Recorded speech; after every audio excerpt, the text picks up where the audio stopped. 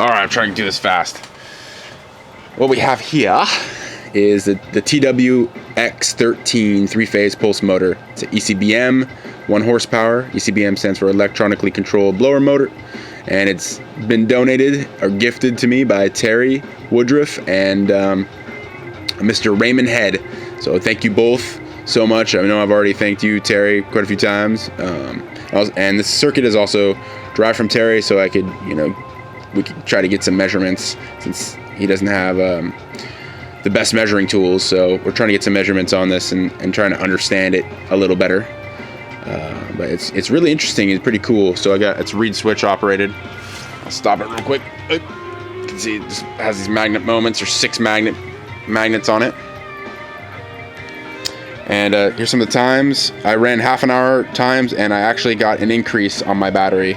Just a single battery, right? There we go. And so that was odd.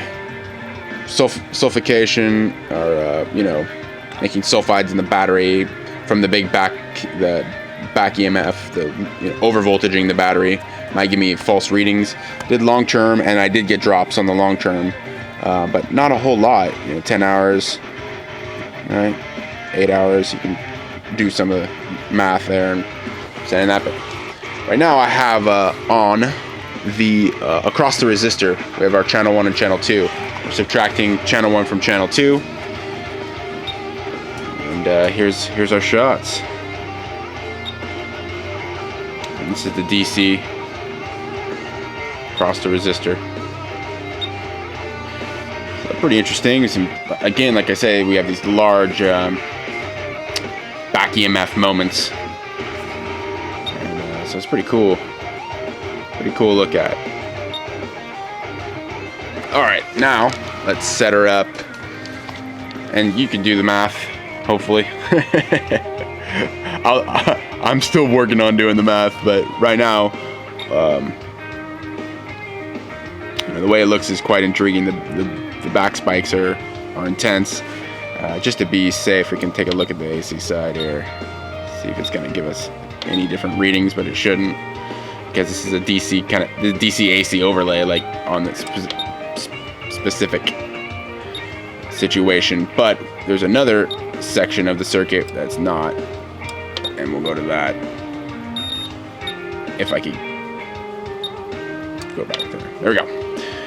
Okay, and I gotta go to this because we're changing it. I have the probes 10 times resisted, so I just made the probes do the math for me. Now I'm gonna go back.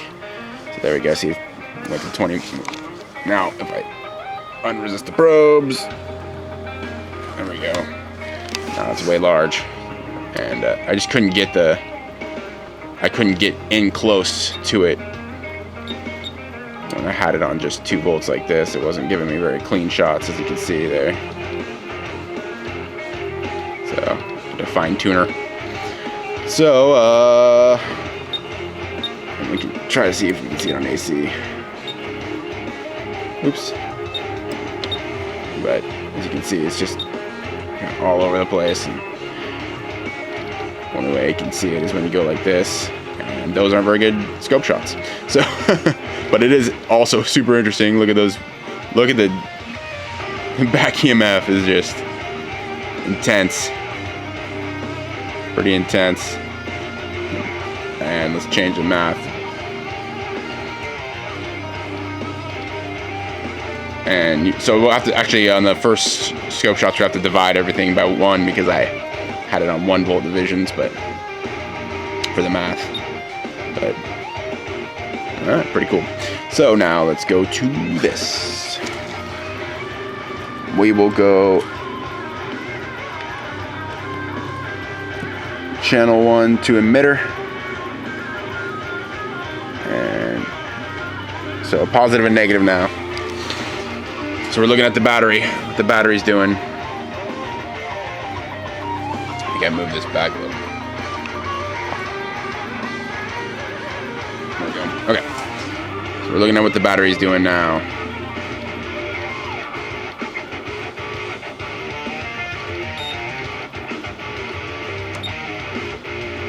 Oh, that's why. You can see the little moments of AC overlapping. That's kind of what I was talking about. But 10 volts, 10 volts, and make sure the positioning is the same. So it is now. All right. And let's zoom in and get a better picture. So here is our reed switch firing. You can see that as it's drop. Oh, math. Wrong direction. There we go. So there we go. Reed switch firing. Channel 1 is A, channel 2 is B. So source A is positive, source B is our emitter, negative back. Song's over. Means I need to wrap this up. But now, real quickly, we will go to here. We'll go to AC, channel 2, go to AC, and we'll take a look at our ring back, our back EMF. You can find it here.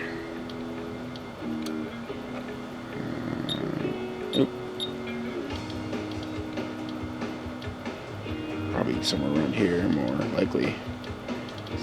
It's dropping about 2 volts. Yeah, and are we still in? Oops.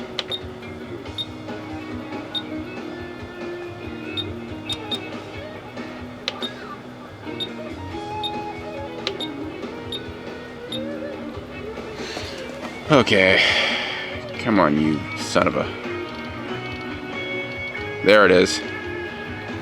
Going deeper to the time durations. We moved into the moment that the reed switch is fired on and off. It's closed. So now we can see our waveform there. So let's see if we can scale it up just a touch. We'll go to 1 volt, and there's our AC ringing between the two phases. Basically, when the reed switch kicks on, or I shouldn't say that. It's fast switching through the transistor, I should say. So the transistor on, you can see it's ringing away, and the two phases might have play in that. I'm sure they do have play in that, but so these are kind of a kickback, I believe, or I'm mistaken, which if I am, then feel free to say, hey, I don't think you're correct there, sir. I'll be like, thank you for pointing that out. Alright, so let's see here. Oh, you know what? Why don't we get a good scope shot too, in case anybody wants to do some of the calculations here, just to make it easy for them. Keep all these the same. There we go. Position. My time. Did I switch one of these? Yeah, that's why. There we go. So there we go. Now we have some proper. Let's make sure both these are 1. Yep. So there we go. Now you can get some proper math shots. You can see the alternating waves, math involved.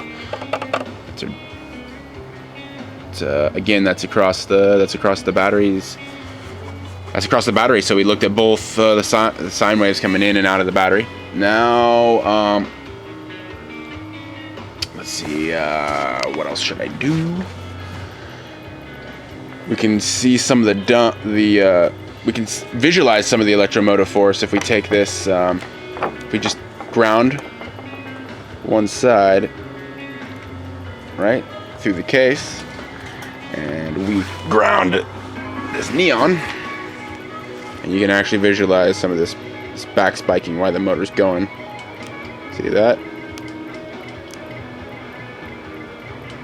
Neato, huh? Kind of shunting between the phases, basically using the ground. So it's kind of cool. Totally stops our motor, but you can still visualize it. And then let's see. Sorry about that camera move. Let's look at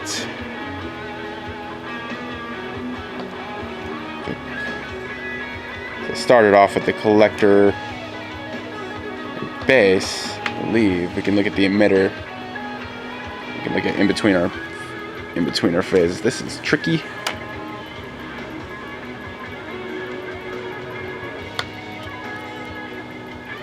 Please cooperate.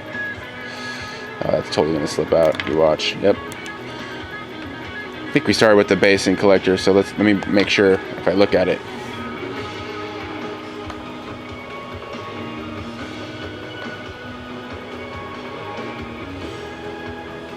I know we started emitter a base, so this is good. This will be another good one. If I can get this freaking thing to stay, I need to put on a little clip attachment. That'll probably help a bunch, but if you could just stay, that'd be awesome. There we go. Son of a...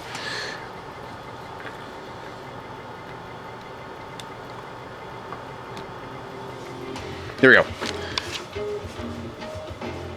You can see I have a high standard of professionalism. Alright, what now? We will zoom out so we can see our peaks. There we go.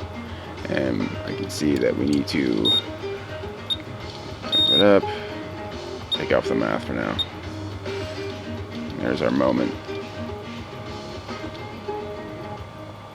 So this is between the collector and the base. Only I have this funny feeling that I am not getting anything off of this. It's not touching. Looks like it's touching. And we need to change this, I believe. I can't be mistaken. Let me find out. Pretty sure that that's correct though.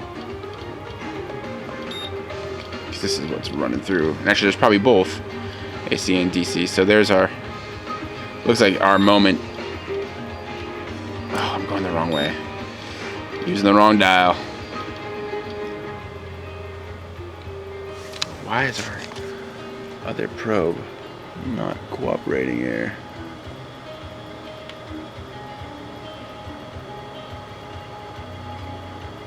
Ah, because channel 1's the one that's on the collector. Stay. You stay. There we go. Alright. Did it again. So there's our read switch kind of firing away. Now we can put the math on. Alright. So nifty. And we can multiply collector and the base's voltage. Do a run stop. Interesting one. Oops, I didn't mean to do that. Wrong way.